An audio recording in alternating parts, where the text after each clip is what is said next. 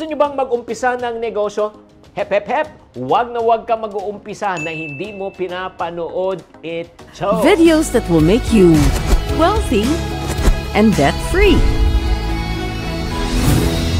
Hi there! This is Shane Kitan, your pambansang wealth coach na kailangan natin malaman bago mag-umpisa ng negosyo para hindi maubos ang iyong pinagpagurang pera. Part 2! Yes, natapos na po natin ang Part 1 at marami na po talagang nag-like, marami na rin po nag-share at marami po nagsulat ng Part 2 sa comment section kaya ginagawa po natin ang Part 2. Kaya kung hindi nyo pa napapanood ang Part 1, balikan nyo na lang po na sa comment section or description section na lang pagkatapos ng episode na ito. Alam nyo, marami po talagang tao na gusto talaga magtagumpay pero imbis na magtagumpay sa negosyo, nalulugi po. Kaya nga, ito na po ang part 2. Sasabihin ko na po sa inyo ang dapat nating iwasan para hindi malugi ang ating negosyo. Number 6 na po. Number 6 na po to.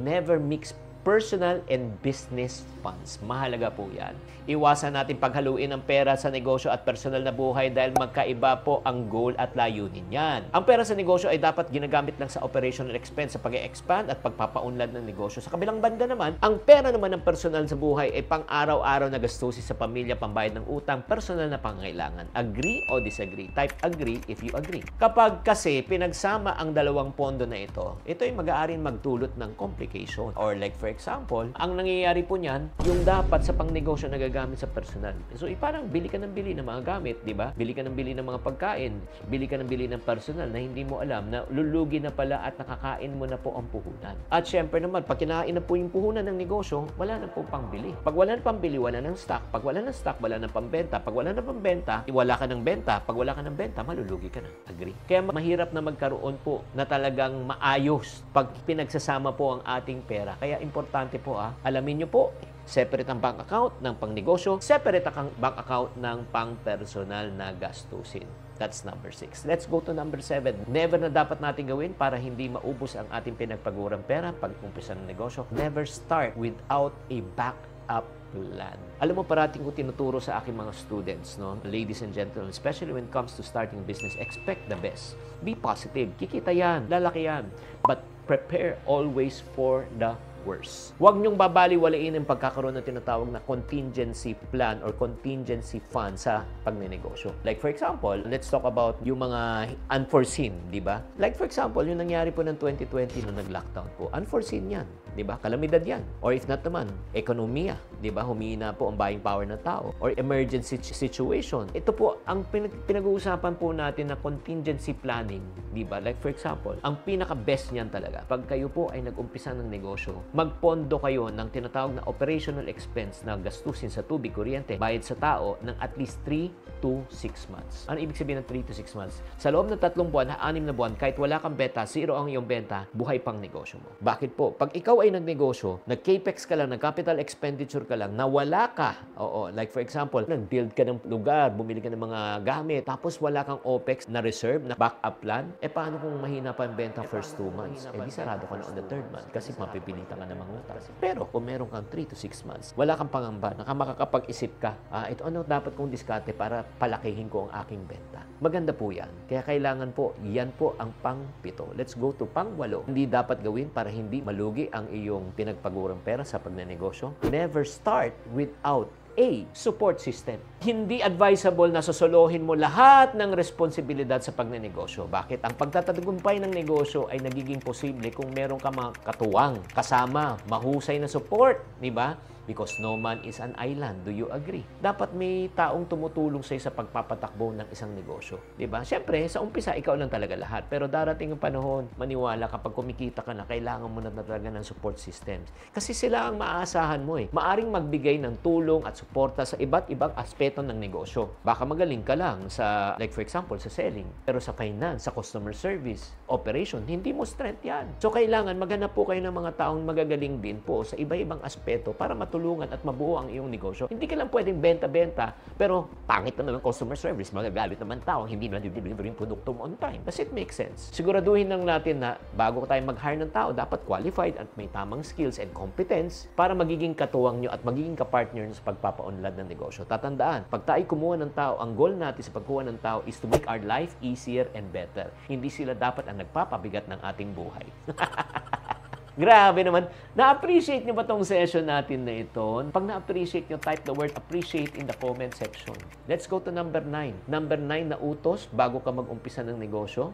Never neglect customer service. Importante yan. At the end of the day, ang bibili, hindi ikaw. Ang bibili, customer. Oo.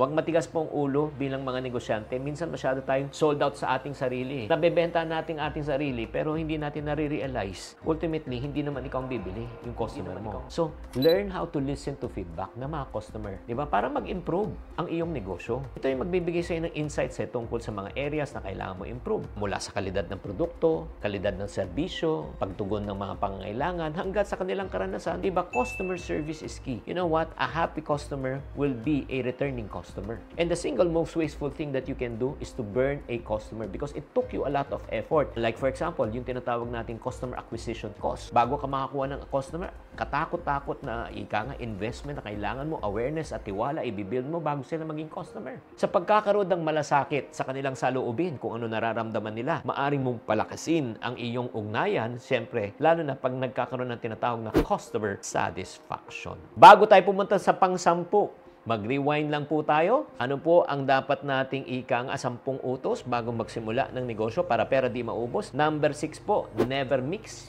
personal funds with business funds. Sana check. Number 2, never start without a backup plan. Dapat may plan A, plan B, plan C. May reserve po tayo, lalo na pagdating sa gastusin. Number 8 naman po, never start without a support system because no man is an island. Number 9, never neglect customer service because the customer ang parating bubuhay sa negosyo mo. And last but not the least, number 10. Number 10 na. Ito po, never start without getting professional advice.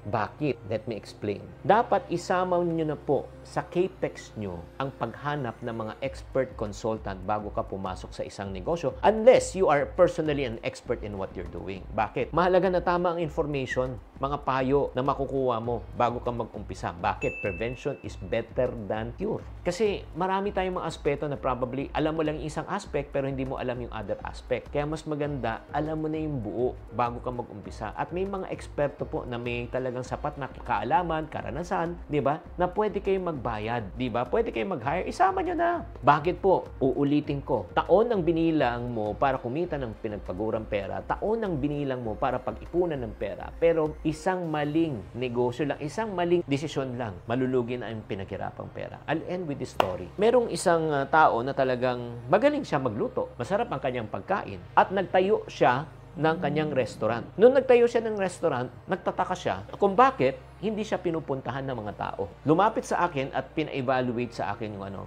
Kumain ako, kinain ko, masarap. Yung presyo, affordable naman. Pero ba't di tinatao? Nung pinuntahan ko na yung lugar, may napansin ako. Dadalawa lang ang kanyang parking space. At ang target market niya, karamihan po ay may sasakyan. So, kunyari ikaw, di ba gusto mo kumain sa restaurant pero wala kang mag-park, anong gagawin mo? Maghanap ka ng ibang lugar para ikaw ay kumain sa iba. So, ano po nangyari? Dahil sa maling pagpili lang ng pwesto, kahit magandang produkto, magandang serbisyo, maganda yung presyo, pero mali ang kanyang location, nalugi. Sinara niya ang kanyang negosyo. Magkano nalugi sa kanya? Almost 1M dahil nga sa pag-repair, renovation, 3 months, 2 months advance, 2 months deposit. Kaya nga mga friendship, ang pagpapatayo ng negosyo ay hindi basta-basta. Mahalaga na maging maingat tayo, mag-aral muna tayo mabuti bago tayo gumawa ng desisyon. Ito naman, para sa mga tao na talaga nagsasabi, Chinky, gusto ko talaga mag-business pero hindi ko talaga alam paano mag-isa.